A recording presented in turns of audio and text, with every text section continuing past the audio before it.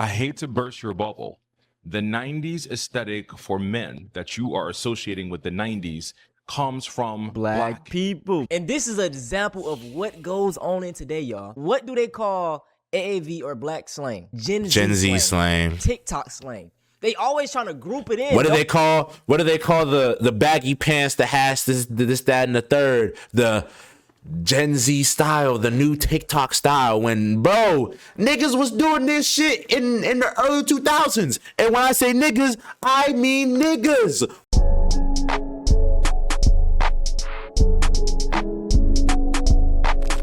Man, what's going on, y'all? We got the Post Malone method is undefeated. I've been saying this, but oh my God. I've been saying this shit. Video by Antonio Talks. Let's get into it. I ain't even gotta say too much. Y'all know my opinions on the Post Malone method and the irreversible damage that it has done to any artistic avenue that a black person comes into and a white person thinks that they can make some profit off of it. Let's get into this. Let's go. So if I was a non-black person, specifically white, and I wanted to gain a lot of money, notoriety, fame, etc., right? There are two options that I would follow behind. Number one, I would find me a black person. It could be a friend or not a friend, right? But we basically gonna be in a partnership. In this agreement, I am going to take the highest profit of this money because I am going to be affected the most. But essentially what I would do is I would have my black friend come into my job, preferably something fast food, McDonald's, Burger King, whatever, right? And I'll have like a decoy standing off to the side recording. And what'll happen is I'm going to tell the black dude to start an argument. And while in the midst of me trying to calm the black dude down, I'm going to call him a slur. Preferably the N-word slur. This is going to be caught on camera. Now, the next step is very crucial. We're going to hit up all of these racist Twitter pages. We're going to hit up all of these big right-wing YouTubers, Hodge twins, all them type of dudes. And we're going to tell them to post a video. We're then going to come out and say that we got fired because we probably would. And essentially, we're going to start a GoFundMe. Now, this could go very good or it could go bad. As we have seen in 2025, man, multiple people have started GoFundMe. I still won't ever fucking... She ran up almost $1 million off of calling a 5-year-old black kid the N-word. Fuck. God damn. She's probably in her crib smiling like, man, oh my God. Shiloh Hendrix, you piece of fucking shit. Because they were blatantly racist. I mean, millions of dollars. So that's my option, okay? It's kind of shameful, but hey. Now, my second option would be way less risk, and it's simply the Post Malone method. Now, you ask, what's the Post Malone method? Or option number 3, become a racist grifter and post really, really racist reactions on YouTube and post your clips on TikTok, this, that, and the third, and you'll blow. You'll blow for sure. That's the third method right there.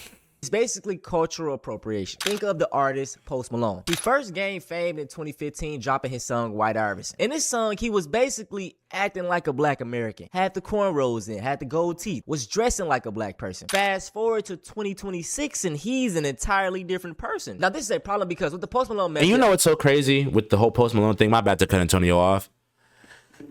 Post Malone has a lot of roots within hip hop. Like, he was at old Cardi concerts. He was listening to Wiz, all of that shit. Bro, his roots are in hip hop. So if anything, this country shit that he's on is more of a grift than the rap shit. I swear to God. Bro, the country shit that he's on now is more of a fucking grift because most of his roots are within hip hop. Like, he's been within the space even before he started making music. Like, the shit's crazy, bro. The shit's crazy. That what I said still doesn't take away from the fact that this nigga's a culture vulture and a piece of shit. But I mean, not a piece of shit. He's a culture vulture though. We got to be honest about that at least.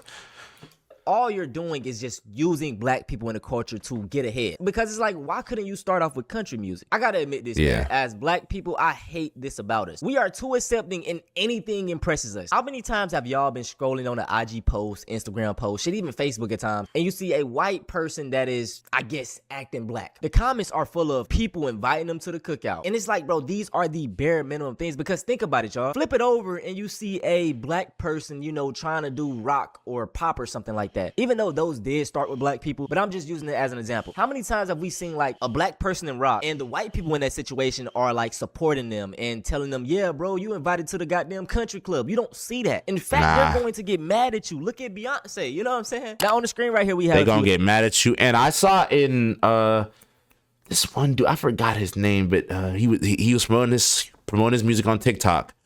Bro, there was somebody in the comments being like, oh yeah, this pop shit not for you. And I don't know if he was saying that because the dude sonically sounded ass or because the dude was black. I don't know. The shit sounded pretty decent to me. I don't know. Examples, obviously Post Malone on the right. We just talked about him. I don't know who this guy is in the middle. Y'all could tell me who he is, but as you can see, chain, watches, braids, and now he's country. And then Jelly Roll. I never knew this about Jelly Roll. I mean, I don't think Jelly Roll is a bad dude. I don't know much about him. But as you can see, bro, cornrows, he probably was around a lot of black people. And now he's full on shit MAGA coded. This that boy right here. I call him Junior, you know what I'm saying? They know him in the streets, Jelly Roll. Fast stacks, he'll tell you a whole new asshole on that freestyle to my son, help me God. You know what I'm saying? That's the future right there. That's what it is, though. You know what I'm saying? That's the future right there. I probably won't be here to see it. So what in the white hood, bro? Rap don't work for me. I can get a bird for cheap. I know you heard of me. Come on, he's murder, and I will chop your ass up like it's a cheeseburger. Jelly, I'ma live it up. Jelly, I'ma live it up. I tried to draw my dick on a piece of paper, but the paper wasn't big enough, so give it up. Homie, you ain't talking about that. Why was he actually cranking? What the fuck? Oh, come on. Why was he actually cranking like shit? What the? That was actually pretty good. Yes, this is Jelly Roll. This is Jelly Roll with some braids, an iced out chain, and a 5X red tee, bro. This is when he was hanging with the naggers. I'm noticing a trend, right?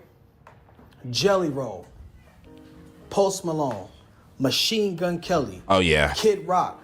They all started hanging with niggas, all started their career off as rappers. And then once that failed, they go to either country or rock and roll.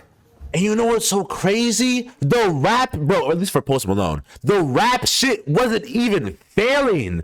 This nigga released Circles and had the world in a chokehold. The last rap song I heard him on was like a song with Roddy Ricch. That shit was going crazy too. So it wasn't like this nigga was falling off musically with rap. I don't know what the fuck made Post Malone go from rap to country. But one of the factors definitely wasn't his music falling off, because it wasn't. It fucking wasn't.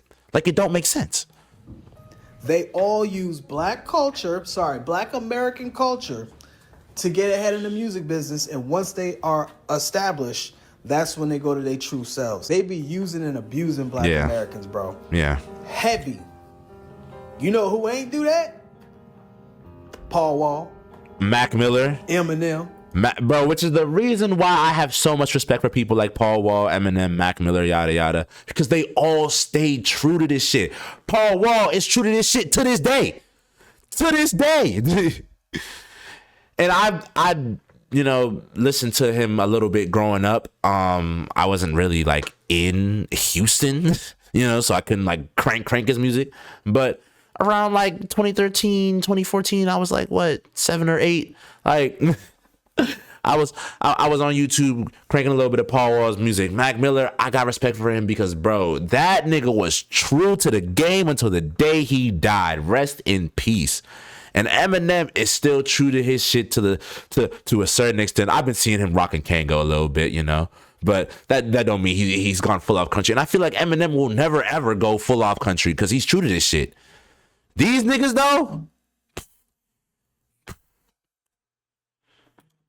That's a I'll even fact. throw in Everlast. Ain't true at all. That's a At fact. least they were consistent. Now, this is the thing, too, y'all. I do understand that there are some white people that grew up in the hood. And this is why I explained that a lot of times you are just a product of your environment, right? So these white dudes that grew up in the hood, they, in sense, adopt Black American culture, and it's nothing wrong with that. But the problem is when you use it as just a phase for you, because what you will see is a lot of these white When you use it people, as a their stepping stone. bad phase is, I guess, cosplaying Black American culture. So while they're in their early teens and late teens, they'll be around Black people kicking it, and then as they grow out of that phase, that bad era, whatever you want to call it, they're around all white people, and that's just how I'm thinking with it. Now, I want to touch upon just the whole, and I honestly want to know why is a white person dancing or a white person singing some rap lyrics so exciting to Black people? I am genuinely confused. The desire that many Black folks have to inviting white people to a cookout is a lot like the need that children have towards having a good relationship with a parental figure who has hurt them. Let me land. This Damn. came to me because I was watching a video by this white man who's a father, stay-at-home father, talking about his resentment towards other men who have all these hobbies, who all these extracurricular activities,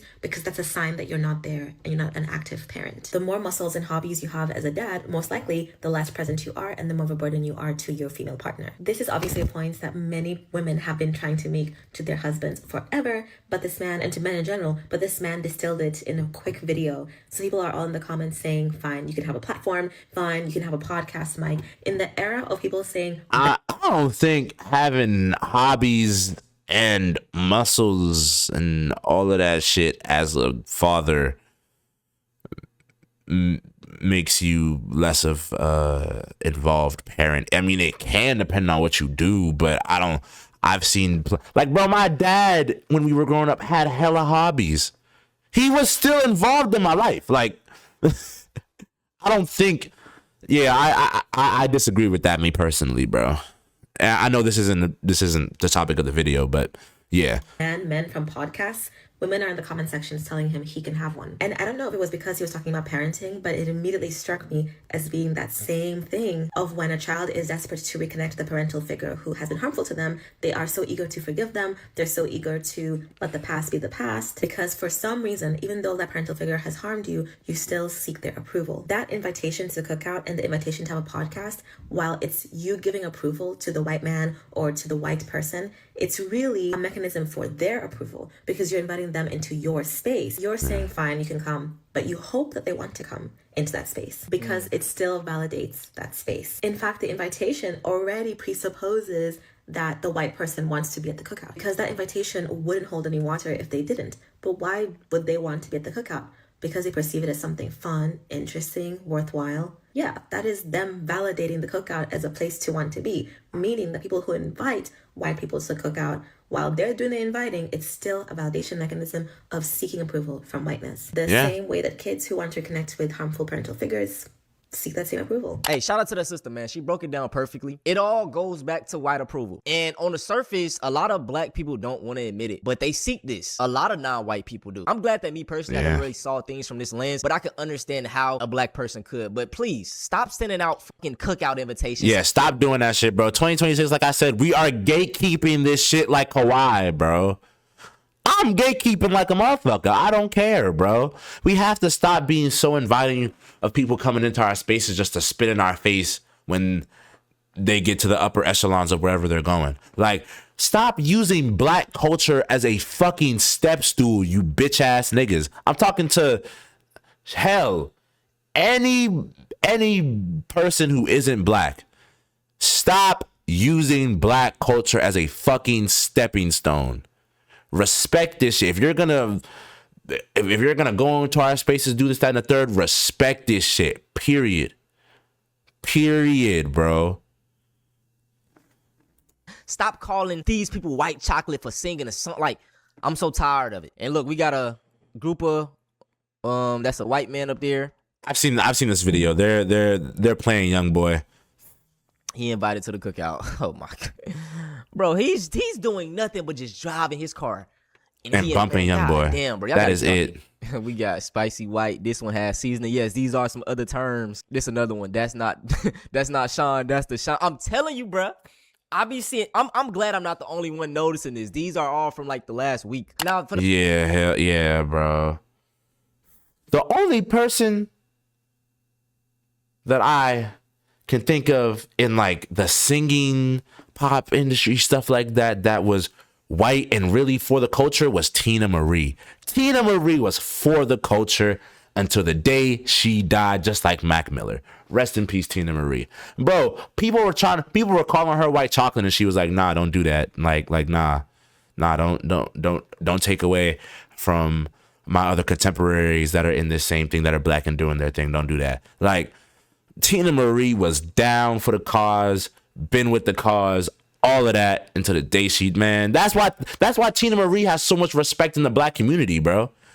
That's why Mac Miller has so much respect in the black community, and Paul Wall, because they stayed true to this shit and didn't use our culture, didn't use our shit as a fucking stepping stool to satiate themselves until they got to that next level, and then just ditch us to the curb.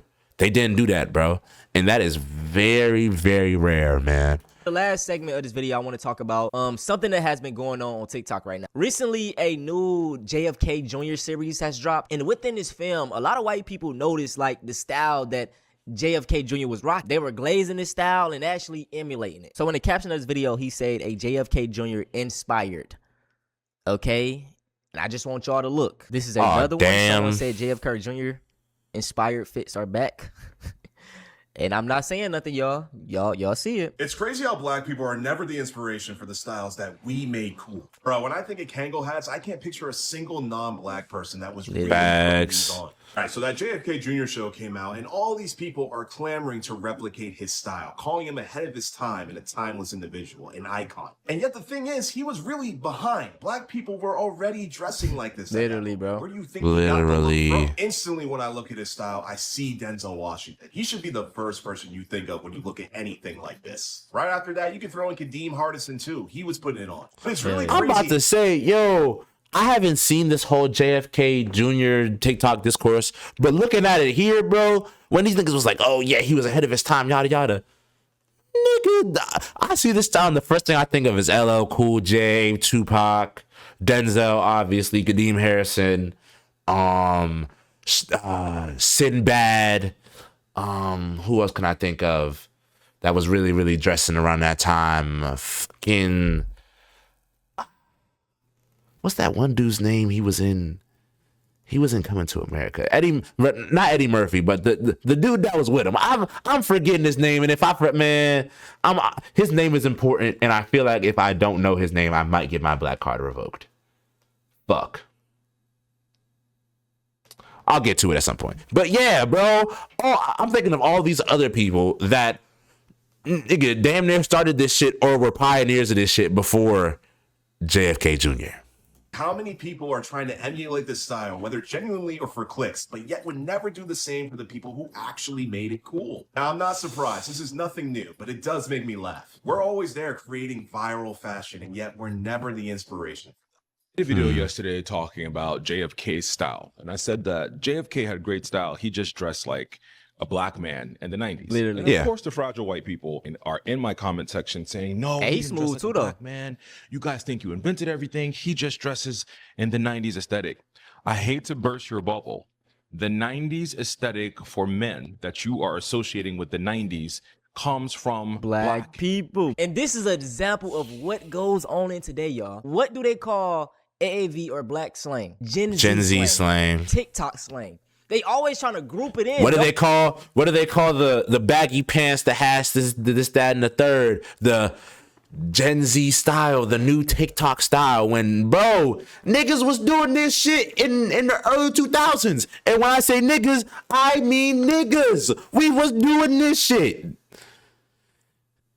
Oversized pants, all of that shit, just for motherfuckers to say that shit was ghetto and weird. But now, motherfuckers is dressing like they were in the early 2000s, and now it's, oh, this is fire. This is that new Gen Z style. Huh? Fuck no.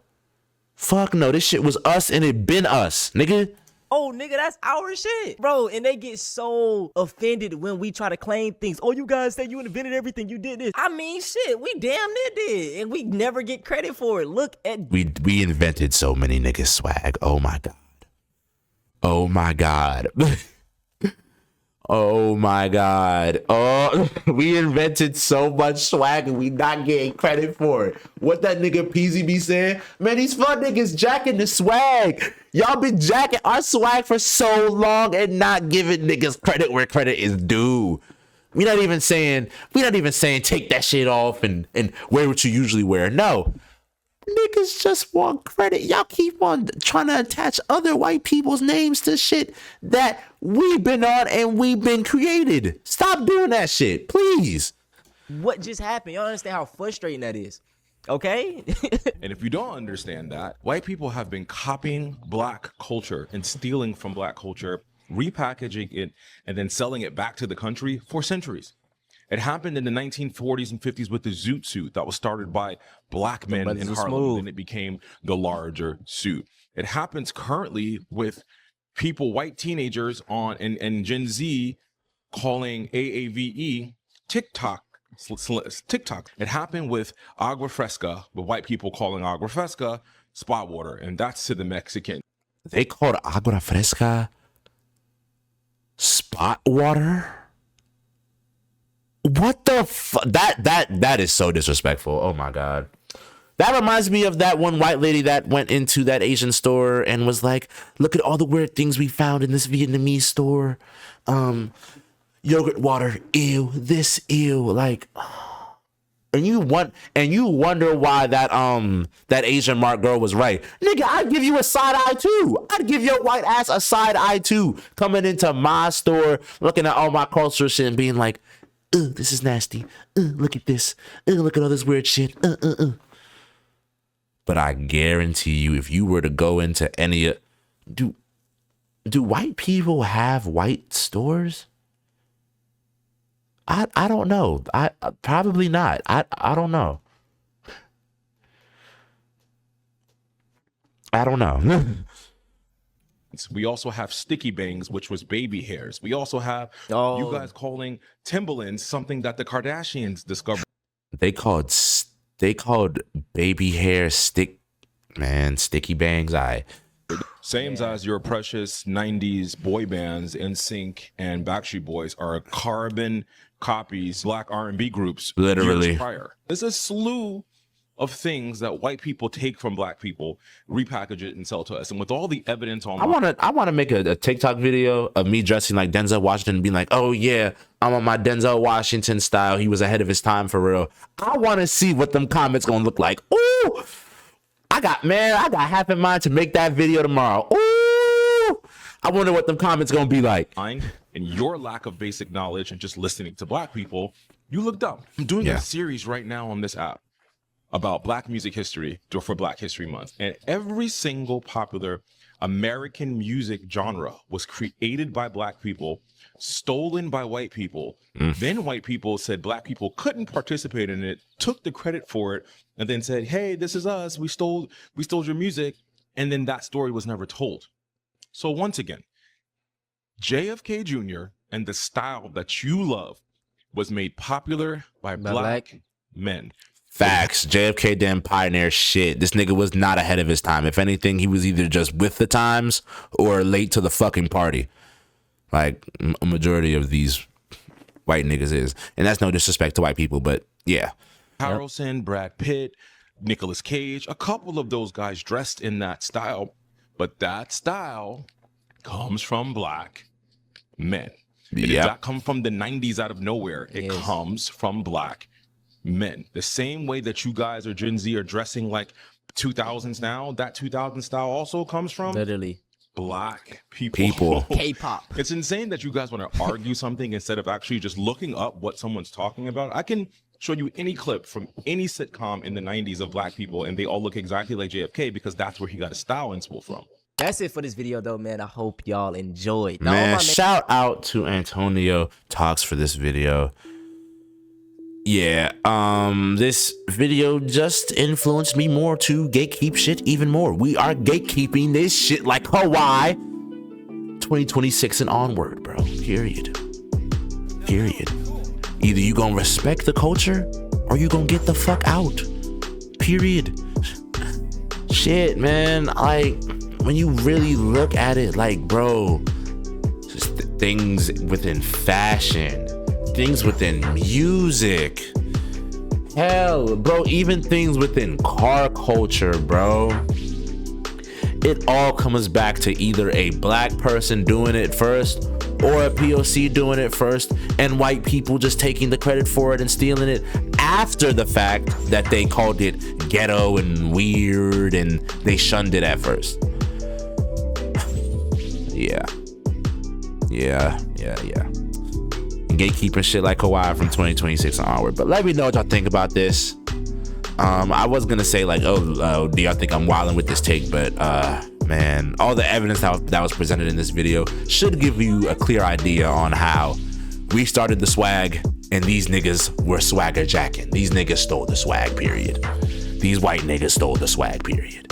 But yeah, love y'all so much. Marso Mafia the gang, Marso Mob the squad, and I'm gonna see you in the next video. Don't be a fucking culture vulture if you're a white person watching my vids. I fuck with you, and I love you, but don't be a culture vulture, period. And any other POC, don't be a fucking culture vulture. I love you. Peace.